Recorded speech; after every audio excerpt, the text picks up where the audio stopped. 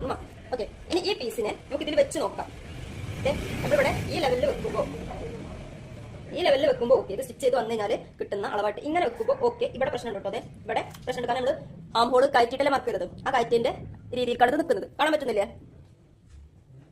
അവിടെ ഓക്കെ. അതേപോലെ തന്നെ നമ്മളിവിടെ ലൂസ് അളവ് എടുത്തിട്ടുള്ള മാർക്ക് ആയതുകൊണ്ട് തന്നെ ഈ മാർക്ക് ചെയ്ത ലൂസ് അളവ് ഇല്ലാത്തതാണ്. അതിന്റെ ഒരു പ്രശ്നം ഇവിടെ നിൽക്കുന്നുണ്ട്. ആ സമയത്ത് നമ്മളിവിടെ എന്ത് ചെയ്യണം? ഇതിനെ ഇങ്ങോട്ട് കൊണ്ടുവരണം. നമ്മുടെ ഈ ലൈന് തെറ്റിച്ചിട്ടില്ല, കറക്റ്റ് ലൈനിൽ അന്ന് കിടക്കുന്നുണ്ട്. നമ്മുടെ ഈ ഒരു ഷേപ്പിന് മാത്രം ഇങ്ങോട്ട് കൊണ്ടുവന്നു. ഇപ്പൊ ഇവിടെ നോക്കാം, ഇത് കണ്ടോ ഇവിടെ. അതേപോലെ തന്നെ ഇവിടെ മറ്റൊരു കാര്യം കൂടി ചെയ്യാറുണ്ട് കേട്ടോ. മറ്റൊരു കാര്യം എന്ന് വെച്ചാൽ നമ്മളിവിടെ എത്രയാണ് കിട്ടുക? 1 ഇഞ്ചാണ് കിട്ടുക അല്ലെ? ആ 1 ഇഞ്ചും കൂടി ഞാൻ ജസ്റ്റ് ഇവിടെ നിന്ന് മാർക്ക് ചെയ്യുന്നുണ്ട്.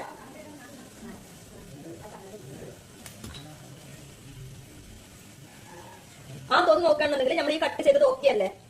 ഇവിടെ ലൂസ് അളവ് ഇട്ട ആ ഒരു അടയാളവ് മാത്രമേ ഇവിടെ കൂടിയിട്ടുള്ളൂ. ഇത് ലൂസ് അളവ് ഇട്ടിട്ടില്ല. നമ്മൾ ബാക്ക് പോർഷൻ ആയതുകൊണ്ട് തന്നെ നമ്മൾ താഴത്ത്, അതായത് ഈ ഭാഗത്ത് 4 ഇഞ്ച് കൂടുതൽ എടുത്തിക്കണം. ഇവിടെ 4 ഇഞ്ച് കൂട്ടിയിട്ട് നല്ലൊരു ഭാഗമാണ് ചെസ്റ്റിന്റെ വണ്ണം മാർക്ക് ചെയ്തിട്ടുള്ളത്. ആ ഒരു ഭാഗം മാത്രമേ ഇവിടെ കൂടിയിട്ടുള്ളൂ. അല്ലാത്ത ഇതൊക്കെ ഓക്കെ അല്ലേ? നമുക്ക് എവിടെയാണോ നമ്മുടെ ഷോൾഡർ നിൽക്കേണ്ടത് അവിടെ തന്നെ ഇത് നിൽക്കാം. മനസ്സിലായോ? ക്ലിയർ ആണ് അല്ലേ?